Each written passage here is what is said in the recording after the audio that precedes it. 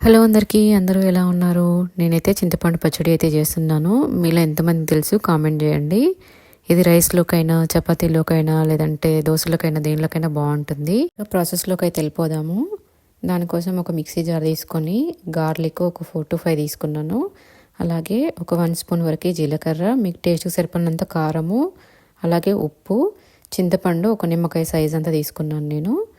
దానిలో సీడ్స్ అలాగే నారలేమీ లేకుండా నానబెట్టుకోవాలి ఒక 1/2 అవర్ ముందుగానే. అవన్నీ వేసుకున్నాక ఫైన్ పేస్ట్ లాగా చేసుకొని నెక్స్ట్ కొంచెం ఆనియన్ కూడా ముక్కలు వేసేసుకొని వాటిని కచ్చపచ్చగా చేసుకోవాలి. నెక్స్ట్ పోపు కోసం ఒక బౌల్ పెట్టేసుకొని ఆయిల్ వేసుకున్నాక అందులో ఆవాలు, జీలకర్ర, కరివేపాకు, కొత్తిమీర, పసుపు వేసుకొని మిక్స్ చేసుకొని ఇందాక ప్రిపేర్ చేసుకున్న చింతపండు పేస్ట్ని కూడా ఇందులో వేసేసుకొని పెంచు మెంతి జీలకర్ర పొడి వేసుకున్నాక పచ్చివాసన పోయేంత వరకు, ఆయిల్ పైకి వచ్చేంత వరకు అయితే చట్నీని అయితే కుక్ చేసుకోవాలి. అంతే, చాలా సింపుల్గా చేసుకునే చింతపండు పచ్చడి అయితే